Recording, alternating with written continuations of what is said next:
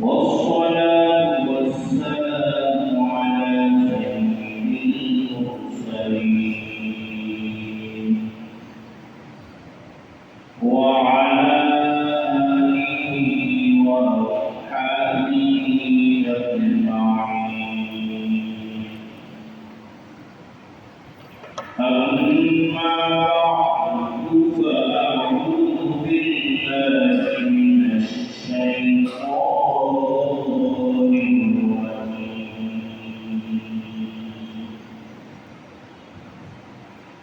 بسم الله الرحمن الرحيم.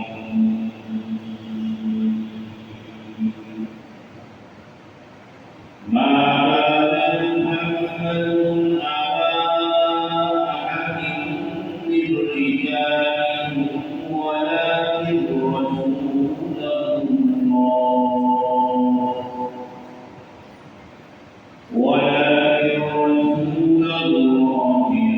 وخاتم النبيين. وكان الله بكل شيء عليما.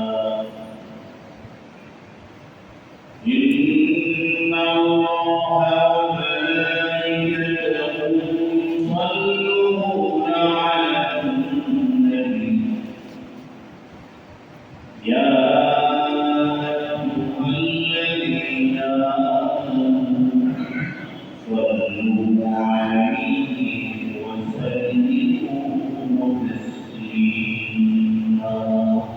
اللهم صل على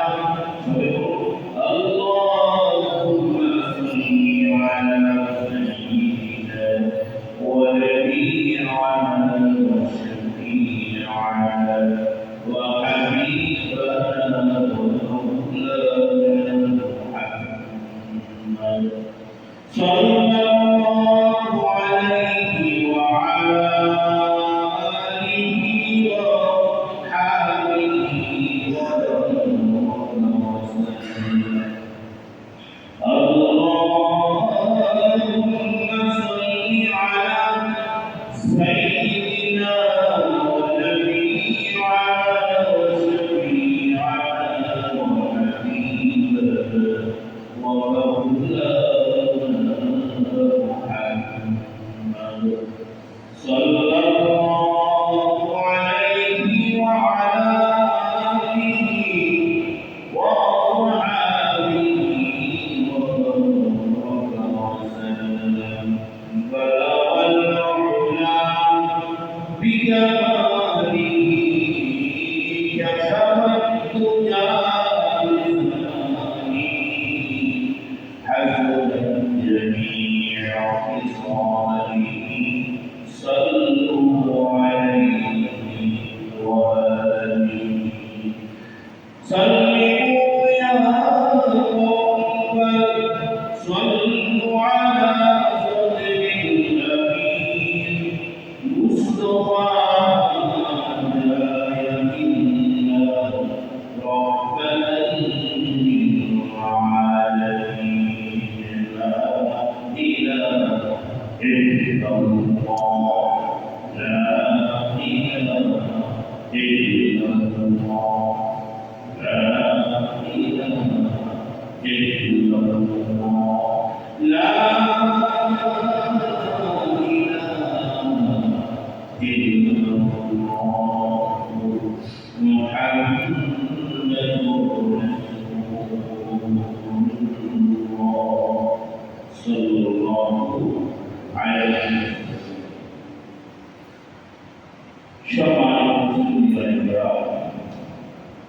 السلام عليكم ورحمة الله وبركاته. আল্লাহ তাআলা পবিত্র জুমার 10ই মুহররম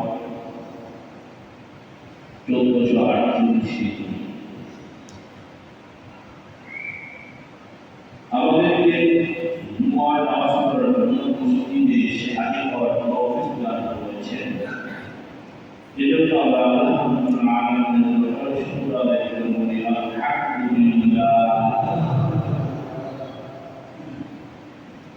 আমরা পাঁচ ওয়াক্ত নামাজ পড়ি এই নামাজের মধ্যে সূরাতুল ফাতিহা এবং সাথে সূরা মুজাদ্দাদ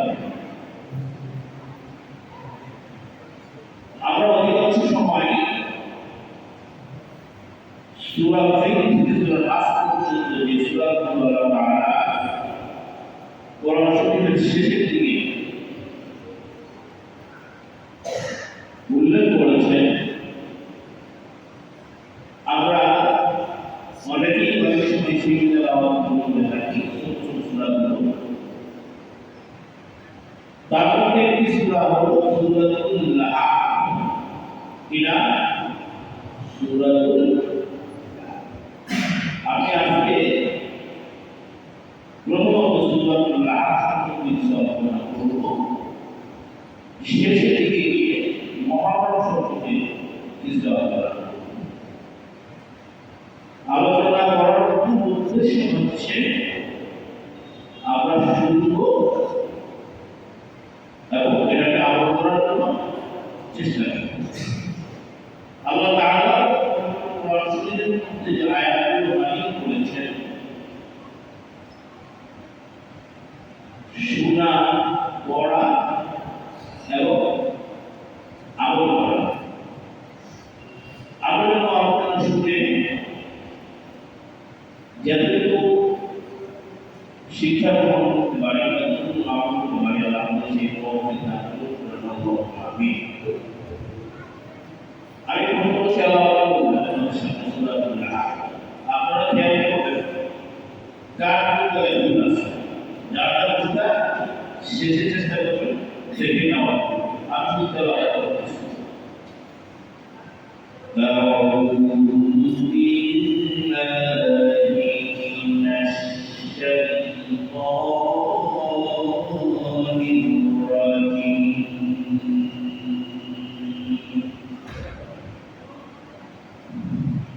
بسم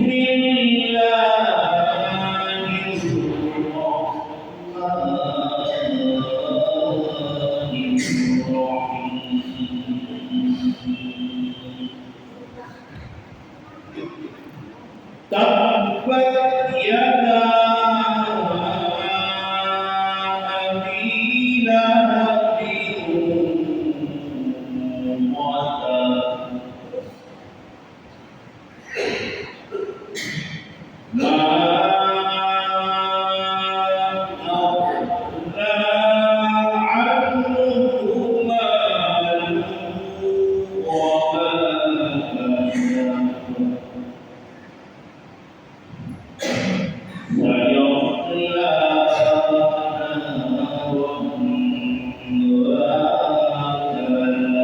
لهب وامرأته حمالة الحطب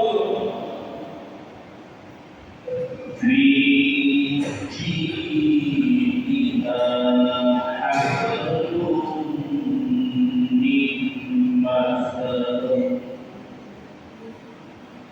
আপনারা জ্ঞান করবেন বা জ্ঞান করেছেন আমি যে তেলাওয়াত করেছি তার মধ্যে যদি সংশোধন থেকে লাগে সংশোধন করে দেবেন। এবার আসি আল্লাহ তাআলা এই আয়াতগুলোর মাধ্যমে এই সূরার মধ্যে কি বলেছেন, কথাগুলো কি? তাব্বাত ইয়াদা আবি লাহাবিন ওয়া তাব। ধ্বংস হলো দুহা আবু লাহাবের এবং সেও ধ্বংস। মা আগনা আনহু মালুহু ওয়া মা কাসাব। না করে আসতো তার জন্য তার মাল এবং যা সে বিপর্যয় করেছিল। সায়াসলা নারান যাত লাহাব। শীঘ্রই জ্বলবে আগুনে শিখার সম্মুখীন। অপরাধ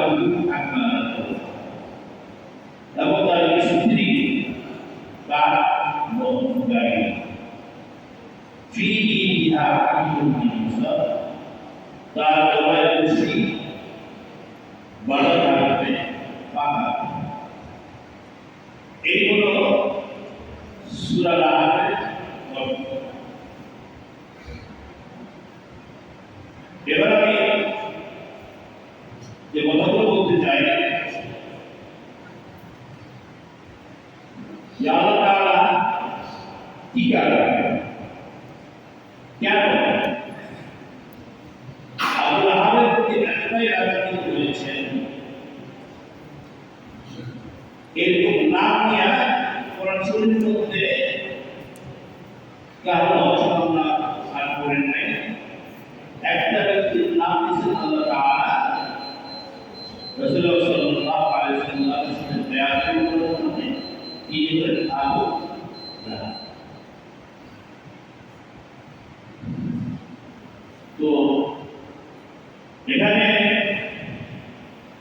শুধু আবু লাহাবের অংশ কামনা করেন নাই আল্লাহ তাআলা, সাথে সাথে তার স্ত্রীরও ধ্বংস কামনা করেছেন। কি ক্ষতি করেছেন তিনি আল্লাহ তাআলা, কি ক্ষতি করেছেন তিনি তার নবী, কি ক্ষতি করেছেন তিনি ইসলামের, সকল আলোচনা আমরা আগে সময় সমালোচনা করতে চাই। ওনার বিষয়গুলো সেটা হলো একটা কথা, নবী মুহাম্মদ রাসূলুল্লাহ সাল্লাল্লাহু আলাইহি ওয়াসাল্লামের পূর্ব যাত্রা যেটা ছিল,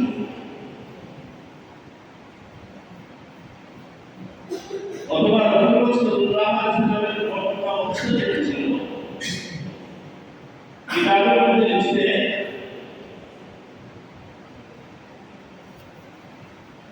তখনকার আরবদের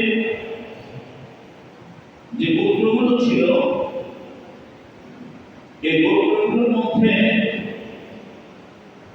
হিংসা, হানাহানি, মারামারি, গালাগালি যুক্ত আসছিল। অর্থাৎ এক গোত্র আর এক গোত্রের সাথে মারামারি, গালাগালি, এক বংশ আর এক বংশের সাথে মারামারি, গালাগালি। এই জন্য তখনকার যুগে আত্মীয় স্বজন, রক্তের সম্পর্ক, পারিবারিক সম্পর্ক, এটা কোন টাকা জন্য জায়গা কর্তব্য জায়গা আত্মীয়তার সম্পর্ক ছিন্ন করাটা অবশ্যই পাপ। কারণ শত্রুর সাথে মোকাবেলা করার জন্য তাদের ঐক্যবদ্ধ থাকতে হবে, এটাই কিন্তু তাদের বংশের বড় কথা। আবু লাহাব ছিল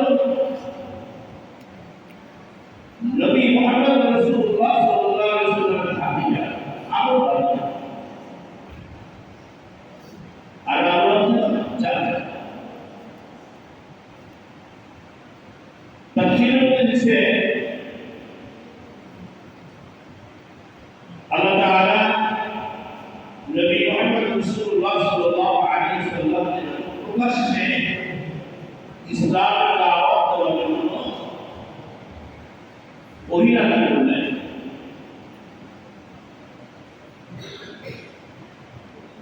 ওহী নাযিলের পরে নবী মুহাম্মদ রাসূলুল্লাহ সাল্লাল্লাহু আলাইহি ওয়াসাল্লাম সাফা পাহাড়ের উপর উঠে একটা আওয়াজ দিলেন, চিৎকার দিলেন, চিৎকার দিয়ে বললেন, হায় হায় সকালবেলা বিপদ। এই সকালবেলার বিপদ যখন বলছে, বলার পরে কোরআনের সকল গোত্রের লোকজন,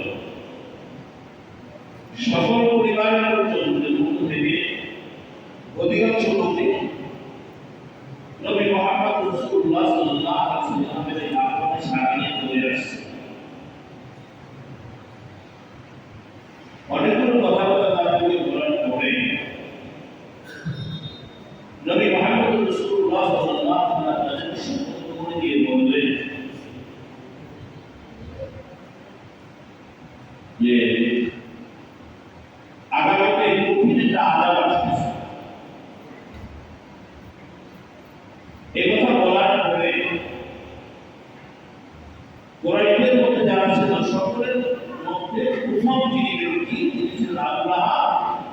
তিনি বললেন ধ্বংস হোক, অর্থাৎ নবী মুহাম্মদ রাসূলুল্লাহ সাল্লাল্লাহু আলাইহি ওয়াসাল্লাম ধ্বংসকে কামনা করল। এবং কিতাবের মধ্যে লিখছে একটি পাথর নিক্ষেপ করার জন্য আবু লাহাব বলছিল। এই প্রথম শত্রুতা শুরু হল। দ্বিতীয় যে কাজটা আবু লাহাব করেছিল সেটা হলো নবী মুহাম্মদ রাসূলুল্লাহ সাল্লাল্লাহু আলাইহি ওয়াসাল্লামের কন্যা সন্তান ছিল, আর বেশি ছিল দুই কন্যা সন্তান। আবু লাহাবের দুই মেয়েদের দুই ছেলেদের বিবাহ হয়েছে। নবী মুহাম্মদ রাসূলুল্লাহ সাল্লাল্লাহু আলাইহি ওয়াসাল্লাম আল্লাহ তাআলার নির্দেশিত দ্বীনের দাওয়াত করা শুরু করলো। তখন আবু লাহাব ক্ষিপ্ত হয়ে নবী মুহাম্মদ রাসূলুল্লাহ সাল্লাল্লাহু আলাইহি ওয়াসাল্লামের দুই কন্যাকে তালাক দেওয়ার জন্য তার ছেলেকে বাধ্য করেছে। একজনের নাম ছিল রুকাইয়া, আর একজনের নাম ছিল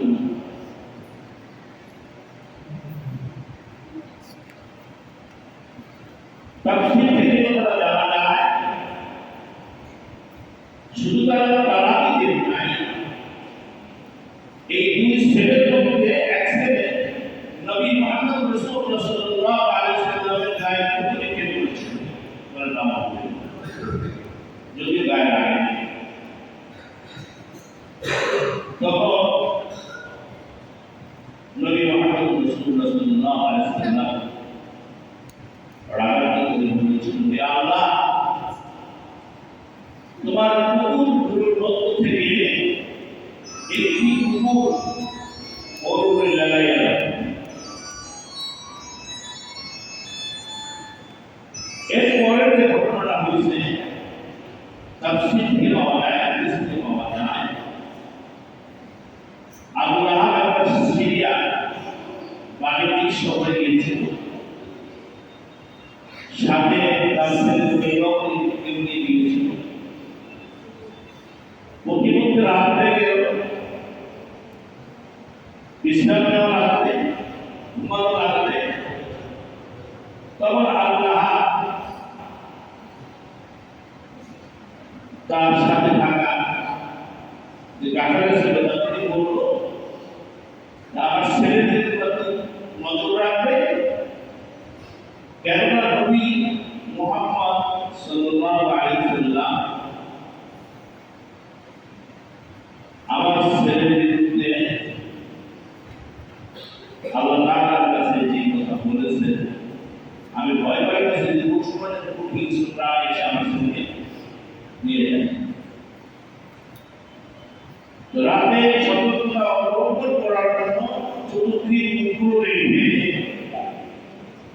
মধ্যখানে আবু লাহাবের ছেলেকে রাখা হয়েছিল।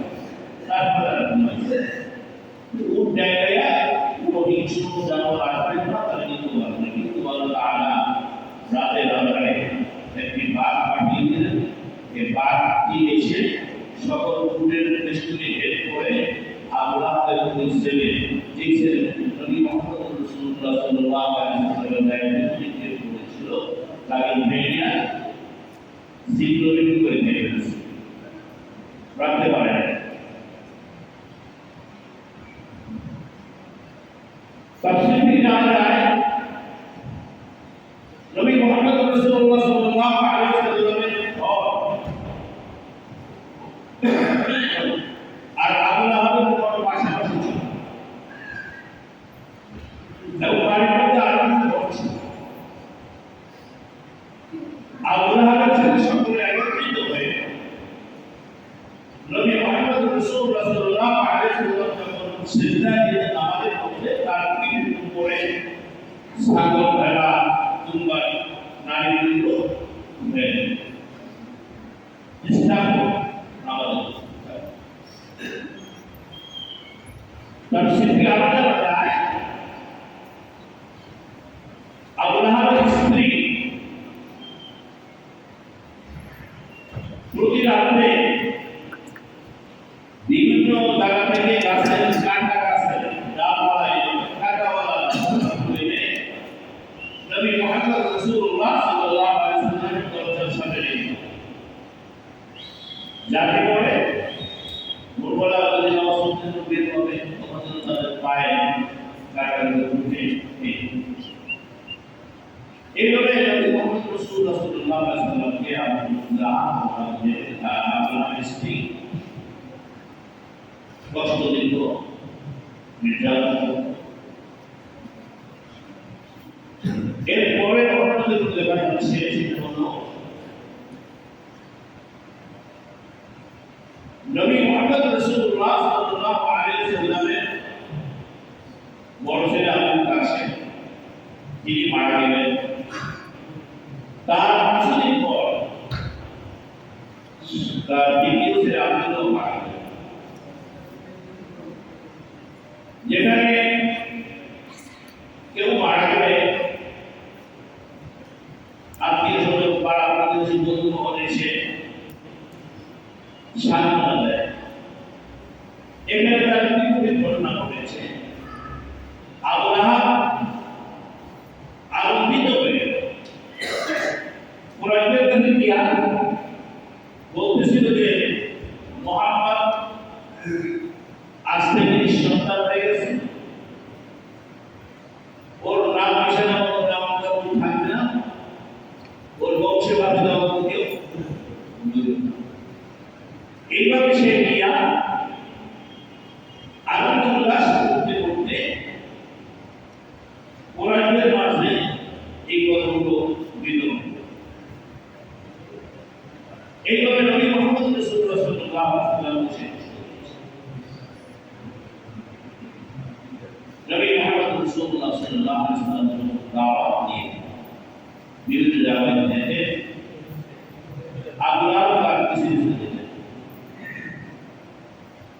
এবং যেখানে নবী মুহাম্মদ রাসূলুল্লাহ সাল্লাল্লাহু আলাইহি ওয়াসাল্লাম দাওয়াত করতেন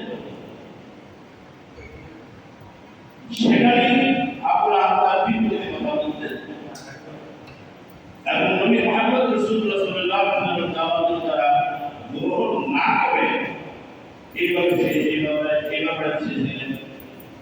কথা বলছেন এবং যেগুলো বলা হয় ওটা বাড়াবাড়ি করছে। একবার কুরাইশদের সকল গুরু সিদ্ধান্ত নিল যে নবী মুহাম্মদ রাসূলুল্লাহ সাল্লাল্লাহু আলাইহি ওয়াসাল্লামকে অবরোধ করে রাখবেন। দীর্ঘ 3টা বছর নবী মুহাম্মদ রাসূলুল্লাহ সাল্লাল্লাহু আলাইহি ওয়াসাল্লামকে শিবে আকাইবে অবরোধ করে রাখা হয়। তৎকালীন নিয়ম অনুযায়ী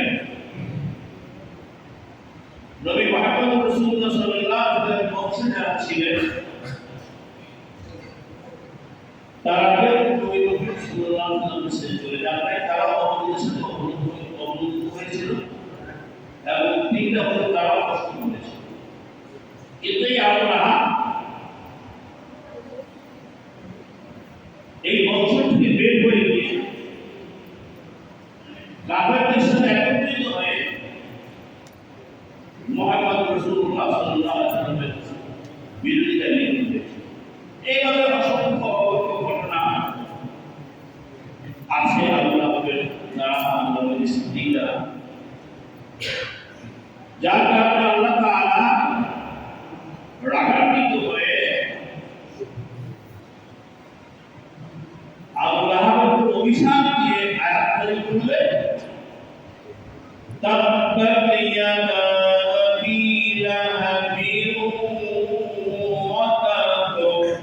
ধ্বংস হলো দুহা আবু লাহাবের এবং সেও ধ্বংস। মা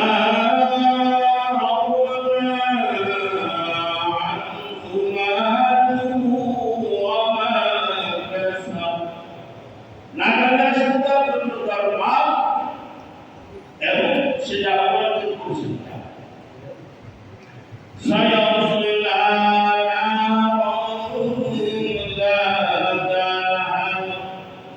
সেগুলি চলবে আলাদা শিক্ষা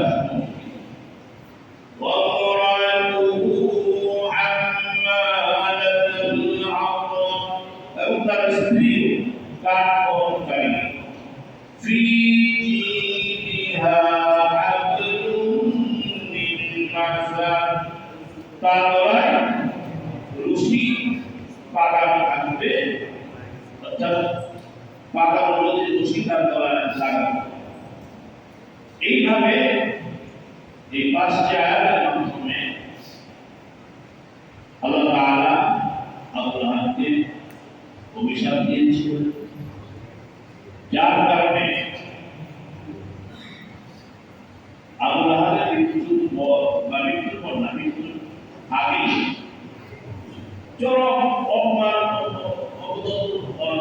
অপদস্থ হয়ে আল্লাহর মৃত্যু হয়েছে। কিন্তু আমরা লিখছে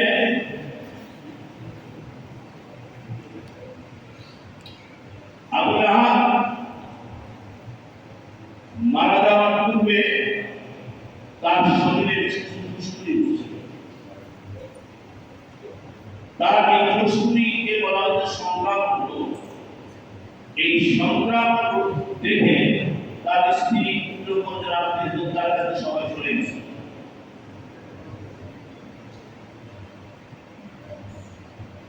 এরপরে সে 7 দিন কষ্ট পেয়ে মারা গেল। মারা যাওয়ার পরে 3 দিন পর্যন্ত তাকে জানাজা আছে। কিতাবের মধ্যে হাসি লোকদেরকে ভাড়া করে এনে একটা গর্ত করে লাঠি দিয়ে ফেলে থেকে গর্তের মধ্যে আবার পেছনে ফেলা হচ্ছে, তারপর মাটি দেওয়া হচ্ছে। দুনিয়ার জীবনে তার কি অবস্থা হয়েছে একটু চিন্তা করে আমরা দেখি যে আখেরাতের জীবনে তার কি অবস্থা। অতএব ভাই আজকে সূরা লাহাবের আলোচনা থেকে আমরা যেটুকু পাইলাম নবী মুহাম্মদ রাসূলুল্লাহ সাল্লাল্লাহু আলাইহি ওয়াসাল্লাম যে দাওয়াত দিয়েছেন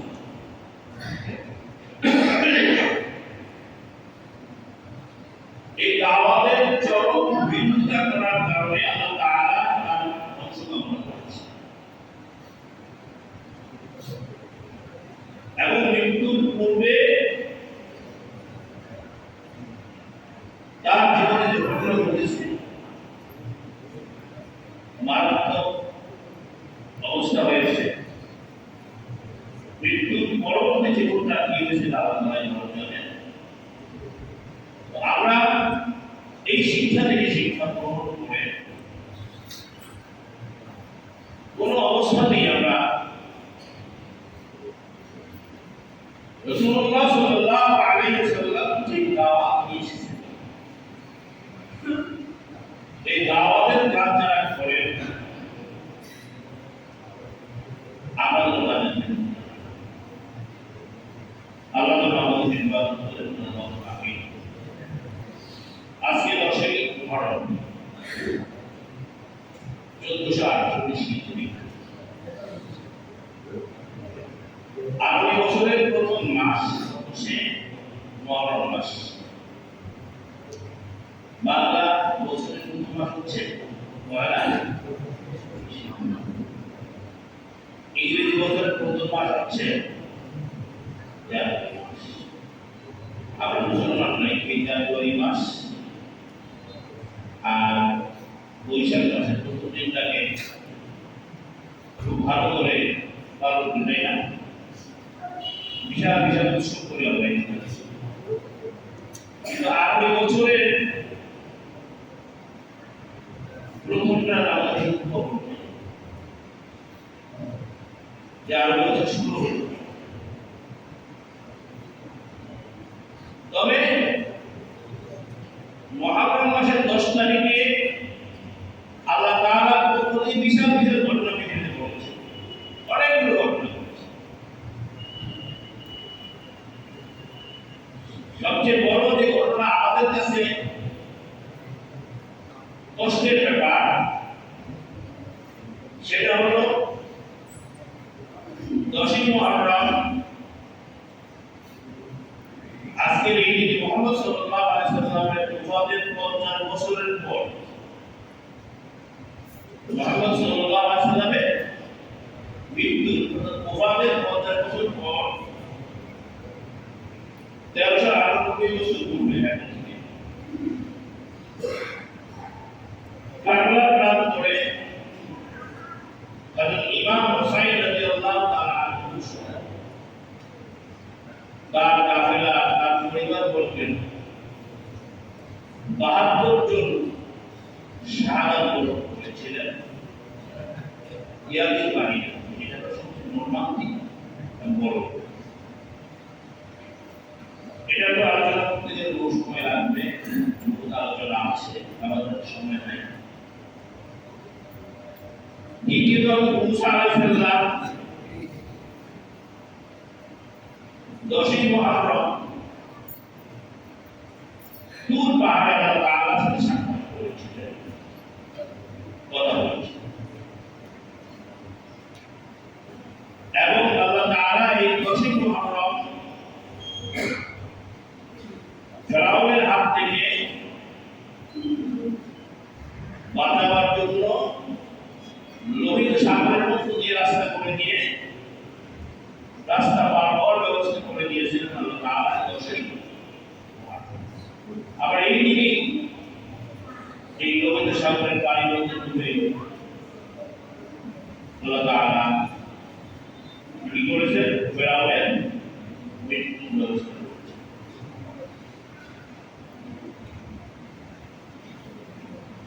এরপরে আদম আলাইহিস সালামের জন্ম এই তারিখে হয়েছে। আদম আলাইহিস সালামকে জান্নাতে আল্লাহ তাআলা এই তারিখে প্রবেশ দিয়েছেন। আবার পৃথিবীতে আল্লাহ তাআলা আদম আলাইহিস সালামকে এই 10ই মুহররম প্রেরণ করেছেন।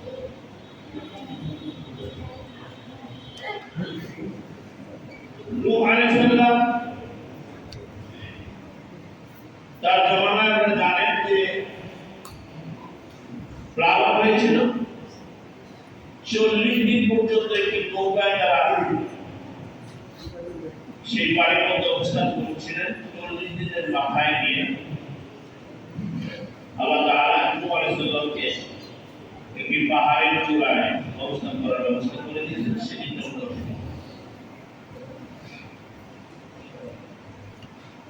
এরপরে 40 বছর পরে অর্থাৎ বাবা থেকে সন্তান হারিয়ে গিয়েছিল ইউসুফ আলাইহিস সালাম। ইউসুফ আলাইহিস সালামকে আল্লাহ তাআলা 40 বছর পর তার বাবার সাথে অর্থাৎ ইয়াকুব আলাইহিস সালামের সাথে সাক্ষাতের তৌফিক করে দিয়েছেন। সেটাও অবলম্বনে নিচ্ছে। এরপরে আল্লাহ তাআলা হযরত ইউনূস আলাইহিস সালামকে জানেন যে মাছের পেটে ছিলেন 40 দিন। এই 40 দিন থাকার পরে আল্লাহ তাআলা মাছের পেট থেকে হযরত ইউনূস আলাইহিস সালামকে বের করেছিলেন। সেটাই 10ই মুহররম। এভাবে কিয়ামত হলো 10ই মুহররম। আরো অসংখ্য অগণিত ঘটনা 10ই মুহররমে আছে।